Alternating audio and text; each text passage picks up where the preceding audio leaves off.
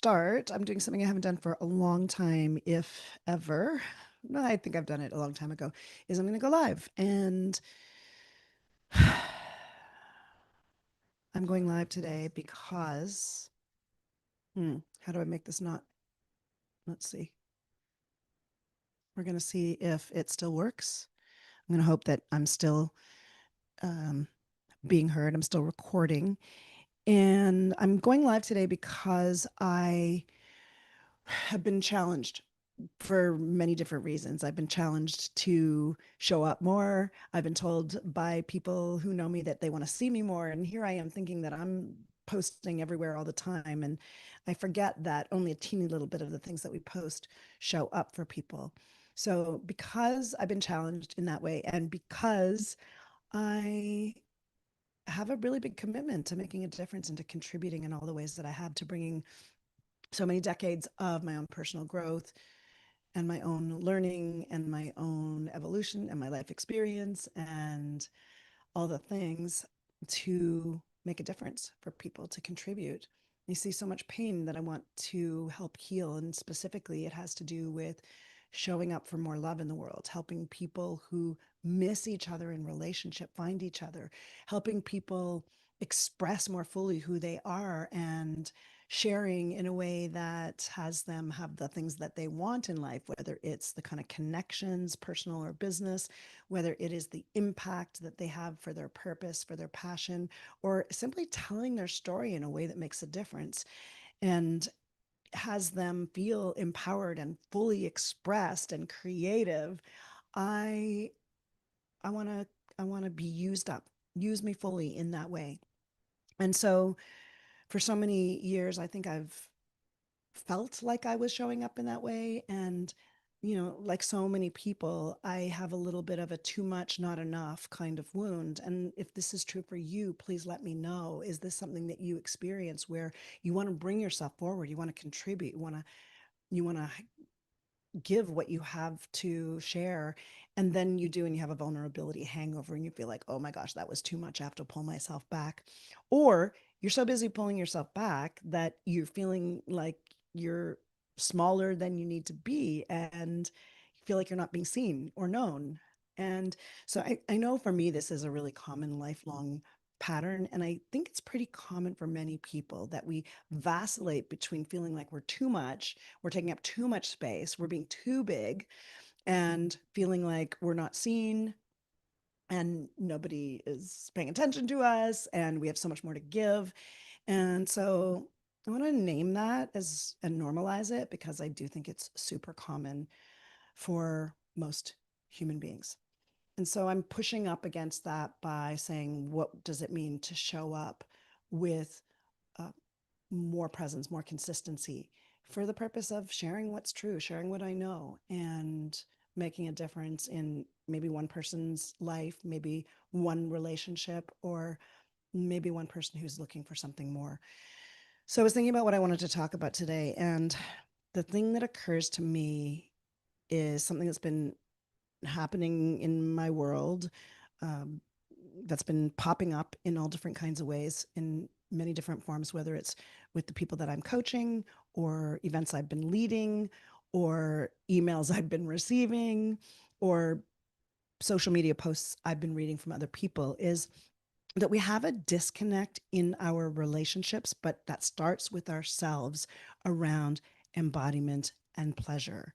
And I'll share a little bit about myself, first of all, which is that even though so much of how I experience myself in my fullest form in this stage of life, I'm 60, and at this stage of my life, so much of when I really feel my fully expressed self, I feel my most alive, my most wise, my most in tune with the truth of what I'm meant to be here doing, um, has to do with movement and embodiment and feeling the experience of being in the pleasure of being in a human body and how it moves and how it flows through the world, and whether that's in pure forms of dance or simply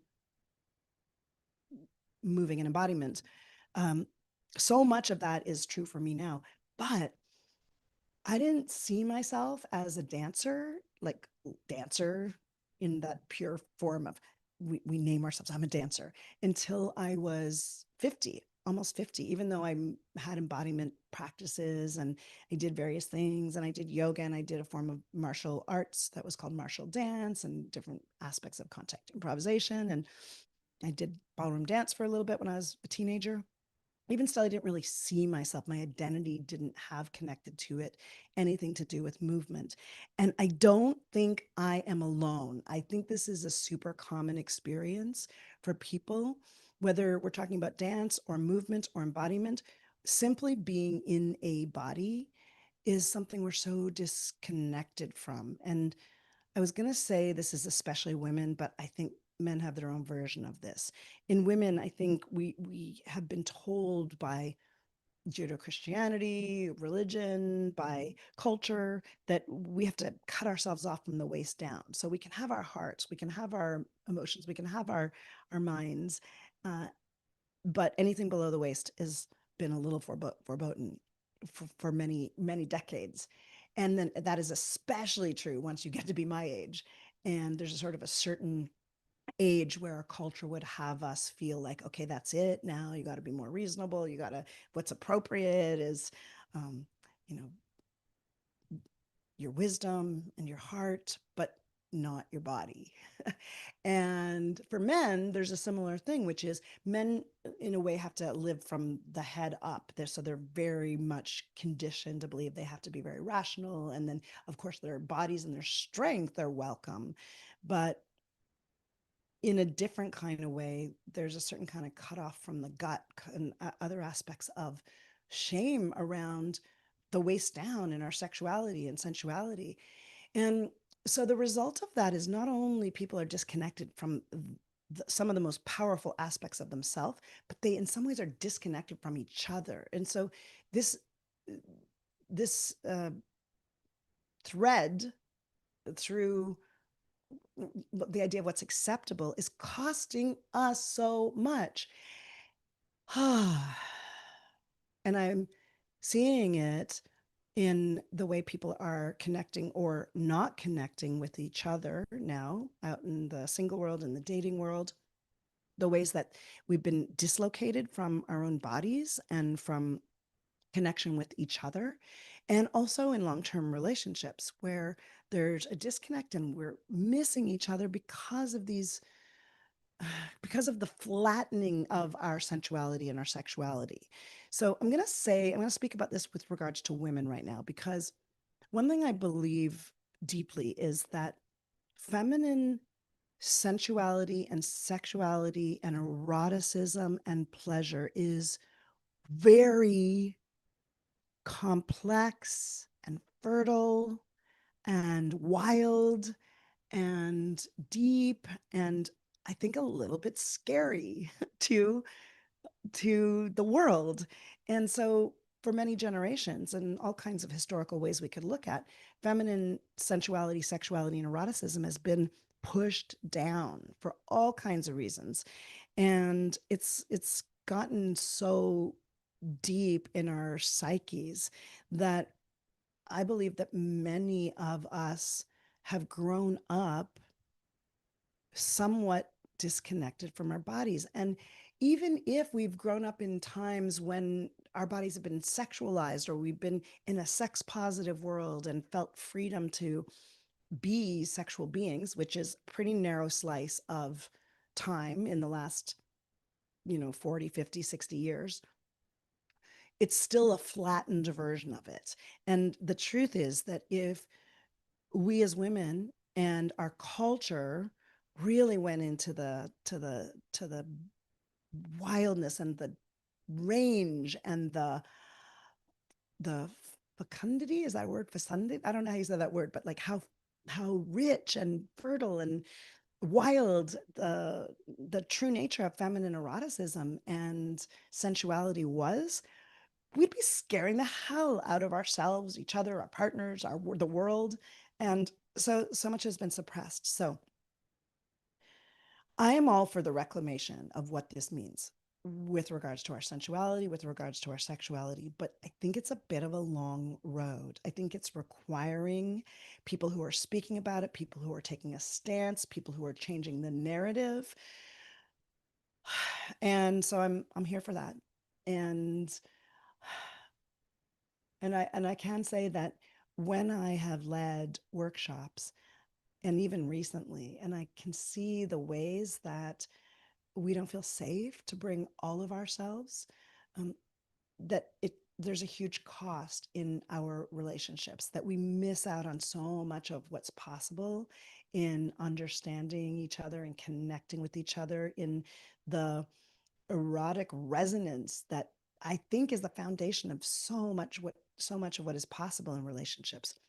And I think the thing that got me thinking about this was I'm seeing how sometimes people are accepting that maybe this is just not part of who they are or their relationships. And I think it's because of this piece of the flattening of feminine sensuality, sexuality, and eroticism. And so, how am I saying this? I'm trying to explain what I'm trying to say. Uh, I think we've been so distanced from the truth of it, from what's really possible, that it doesn't even feel interesting to some people. So some people are like, it's not really part. I'm not really prioritizing that. I really just rather spend time building my business or taking care of my kids or mm, doing all the things that I should do or serving the world in some kind of way or making money. And that's because we've lost touch with the depth and the power and the richness that is available to us if we reclaimed or rediscovered or deepened into what's possible in the realm of embodiment and sensuality and sexuality. And so I want more for all of us. And I'm so glad and grateful for the people who are talking about this, who are taking a different stance, but it's going to take all of us. It's going to take a widening of the way we think about these things. And so I'm here for that. One of the places that I practice this is in Teaching Embodiment Lab, which is a combination of embodiment for men and for women. I teach it with my teaching partner, Speed Weed. And we start with what does it mean to be embodied in the feminine and what does it mean to be embodied in the masculine? And then what happens in intimacy and connection when we come together and we practice the experience of seeing each other's hearts, seeing each other's sensuality, seeing each other's embodiment and movement in a way that can wake up a different kind of texture between us. Anyway, that's the next one is January 15th. We're starting to bring them to the East Coast too. And so I'm going to put information about that down in the notes. But it's just one of the ways that I take a stance for all of us practicing more, being more in our bodies, being more in our pleasure, being more in our eroticism, being more okay with what it means to show that to our partners. And for some of us who are brave and courageous, even to the world, to say, let's change the story of what this means for all of us. So this is the beginning of what I'm intending to do. Probably I'll officially start in January, which is a visibility challenge for myself, where I'm wanting to show up more and speak more off the cuff and share all the things. And as one of my friends said, just throw all the spaghetti on the wall because I have so many topic areas. And even though I say I'm a communication muse and my focus is on helping people build the speaking skills and the communication skills to show up fully in their businesses and in their social media, and also to have the communication structures so they can have powerful relationships and more connection and more love for the world. Um, Even though those are the primary things that I talk about on this channel, I'm really going to give myself freedom to talk about whatever comes up. And so if you're here and you want to come along the journey or you even want to take on a visibility challenge for yourself, then join on in. Let me know if that's something that you're willing to explore. And let me know if there's something that you would like me to talk about. Let me know, just interact with me in any way. Um, Yeah, I think I'm going to officially start in January, but who knows? I guess I'm going to consider this uh, last couple of weeks in December my warm up. Last 3 weeks in December, my warm up. So hopefully I'll be here and I hope you'll come along and let me know what you think.